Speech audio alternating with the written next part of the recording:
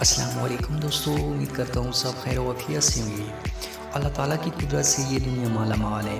اگر سمندروں کی بات کی جائے تو اللہ تعالیٰ نے سمندروں میں ایسی ایسی نایاب چیزیں چھپا رکھی ہیں جن کے بارے میں ہم سوچ بھی نہیں سکتے۔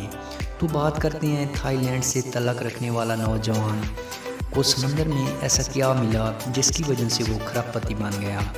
تھائی لینڈ سے تعلق رکھنے والا ایک ماہی گیر اچانک ایک سمندری سیل پر گیا۔ اس کے ساتھ ایک 20 سالہ نوجوان بھی تھا۔